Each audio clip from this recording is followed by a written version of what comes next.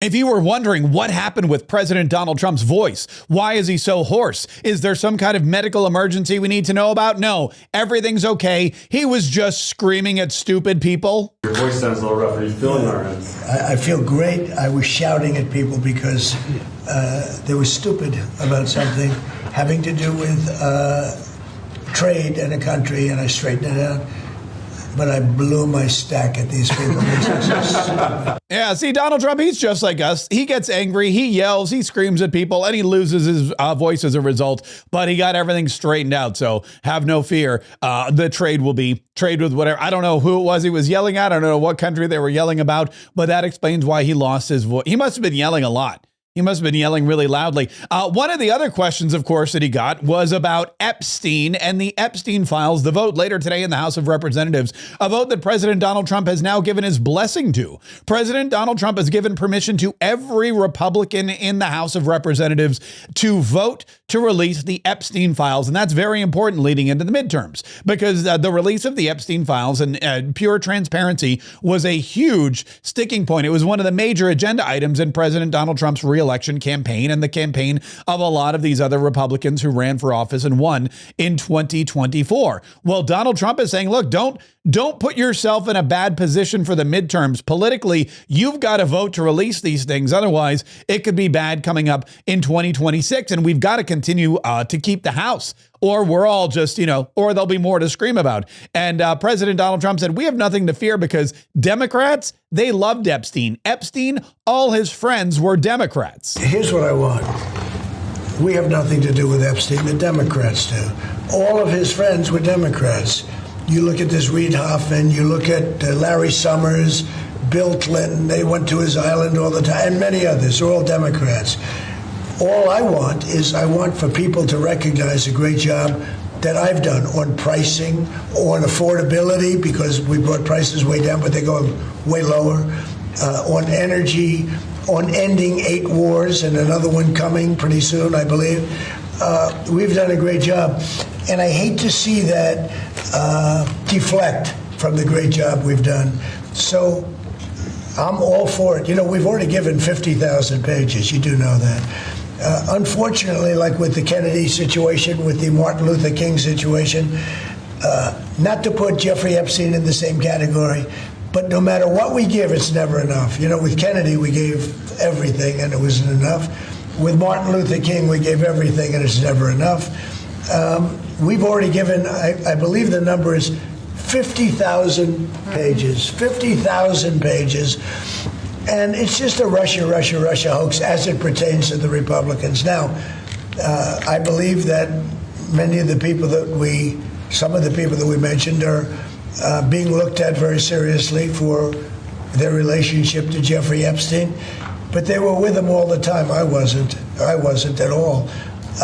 And we'll see what happens. What I just don't want Epstein to do is detract from the great success of the Republican Party, including the fact that the Democrats are totally blamed for the shutdown. They cost our country hundreds of billions of dollars with that, at a lot of inconvenience.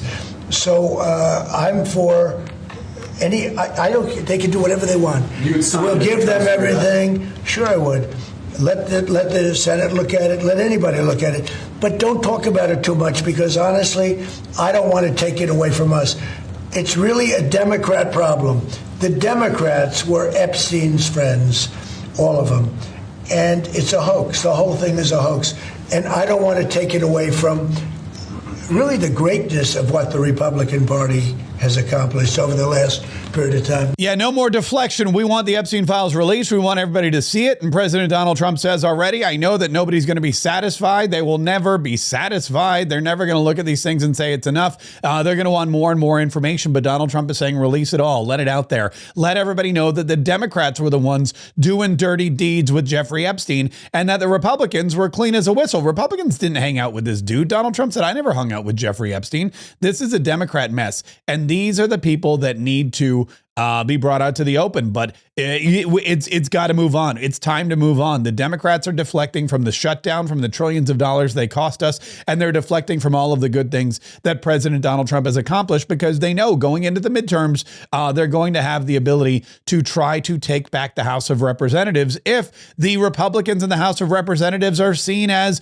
protecting some kind of demented pedophilia driven financier who may or may not have hung himself a few years back. President Donald Trump was also asked about Venezuela and whether or not he would up the ante when it comes to Venezuela and keeping drugs out of the country.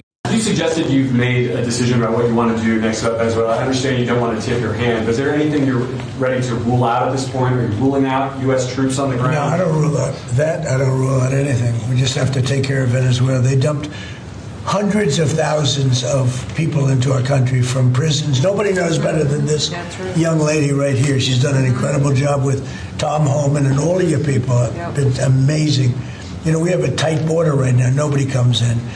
But we had millions of people pouring through. A year ago, we had millions of people pouring through our border, and many of them came from Venezuela, including Tren de Aragua, the gang. And I guess what I'm hearing, Christy, is that's as bad a gang as there is anywhere in the world. It's the worst. Absolutely, sir. Absolutely, they are the worst. I mean, they're worse than MS-13. They're killers. They massacre people. They cut them up into pieces, and they bury them in their communities where they grew up. They're horrible people. Now, we had a lot of them, and many of them, most of them, pretty soon, most of them are going to be out.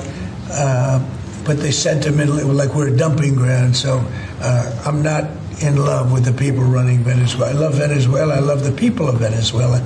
But what they've done to this country, and I really say this, what Biden and the Democrats have done to this country can never, ever be forgotten. Yeah, never forget what Joe Biden and the Democrats did to this country. And when it comes to even our ally Mexico, if there are drugs coming into the United States, if the border is overridden by gang members and murderous thugs, Donald Trump said, I won't even stop there. He didn't rule out strikes on our neighbor Mexico. Would I launch strikes in Mexico to stop drugs? It's okay with me.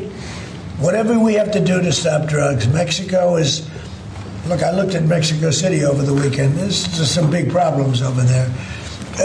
If we had to, would we do there what we've done to the waterways? You know, there's almost no drugs coming in through our waterways anymore. Isn't it down like 85%? It is, sir. Absolutely. I don't know who the 15% would be. Yep. It wouldn't be you. No, that's for sure. No, I think it's been...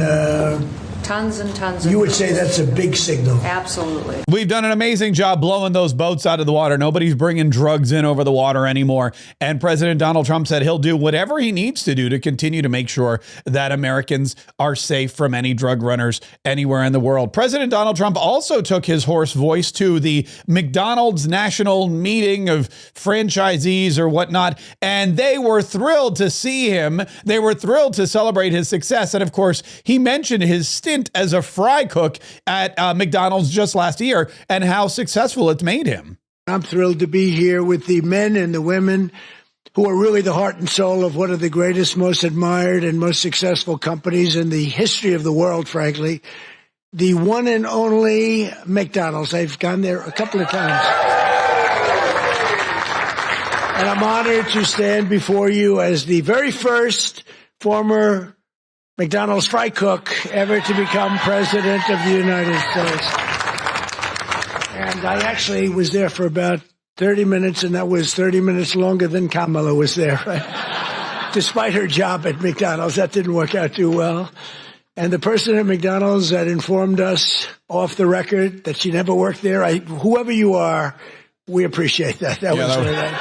That made for one of the most amazing and historic campaign moments in history, not just President Donald Trump's campaigns, but all presidential campaigns. Everybody the world over will remember for a very long time President Donald Trump working the McDonald's drive-thru. He also wanted to reiterate that, yes, as we all know, not only did he famously work the drive-thru and put fries in the bag and service hardworking American families, he also is a customer. As you may have heard, I'm also one of your all-time most loyal customers. I really am. Well, I think that's good. I'm pretty sure that's good. While other politicians fly around on campaign planes stocked with expensive catering, on Trump Force One, prior to ascending to Air Force One, which is quite a nice plane also. We served only McDonald's almost every time. On occasion, we couldn't find one, which is pretty hard to believe.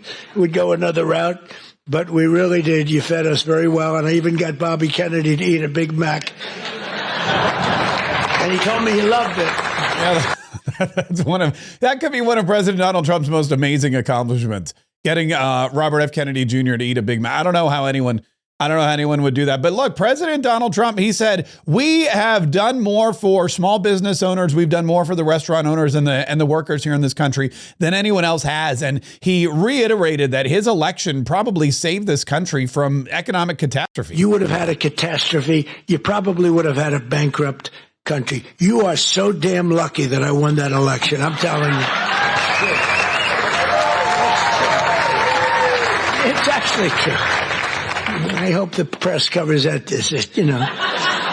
Sometimes he got up and he ranted and raved and bragged. I don't brag. I just give you the facts. It's true. It's not bragging when it's true. It's not bragging if it's true. I'm not ranting and raving. I'm not bragging. I'm just giving you the facts. And it just happens to be true that this country would have been in economic depression if it weren't for President Donald Trump. It would have been depleted. There would have been no looking back. And President Donald Trump said it's not just the economy, it's regulations, because when you deregulate, you give people the ability to really do amazing things with their businesses.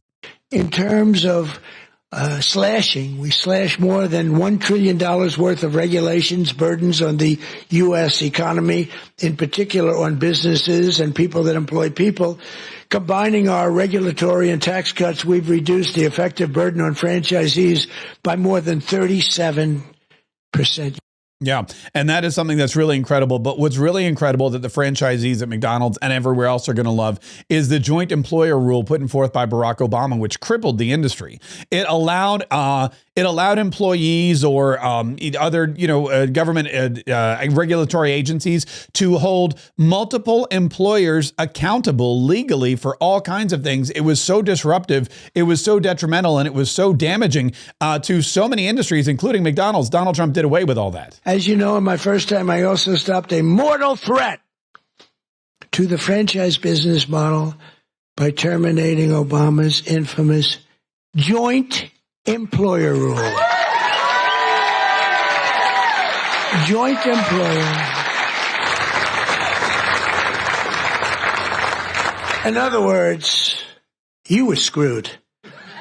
You would have been mortally wounded, perhaps. I said to a couple of the people, what would have happened if that? Sir, please, I'd rather not talk about it. They don't want to talk about it. I ended it. You got lucky on that one, let me tell you, because I said, really, I asked one of my guys, because when I was coming over, I saw that in the speech. I said, what does that mean? He said, that would have been death to businesses like yours and others. It was just, these people don't care. They didn't care. They didn't care at all. And now Donald Trump is here and he does care. And as a result, President Donald Trump is working to make everybody's America great again, whether you're a fry cook, whether you're a franchisee, or whether you're anyone else, really. That is exactly what Donald Trump is doing. And that is exactly what America needs. And that is why we are excited that Donald Trump is back in the White House. And we're excited to cover all of the things that he's doing. Now, that vote later today, the Epstein vote, is going to be really interesting to see who votes for it and who votes against it. If the Republicans all stick together, if any Democrats, any famous Democrats will openly vote against it as well, that is going to be the real ticket. That's going to be the real key to see what potentially could be in those Epstein files as to who supports their release. We'll follow all of that later today in our second daily podcast, Mark Kaye Saves the Republic. And don't forget to pick up a copy of my book, Go Trump Yourself. If you've been interested in learning how President Donald Trump has been so successful, if you want to know how Donald Trump is able to do all of the things that he's able to do, not just with politics, but with business and with his family life and his real estate empire, entertainment, whatever it is, all you have to do is download my book. It's instantly downloadable. You get the audiobook as well, so you can read it and or listen to it. And to get it, go to gotrumpyourself.com. Gotrumpyourself.com. Download this book today. Start living like Donald Trump tomorrow.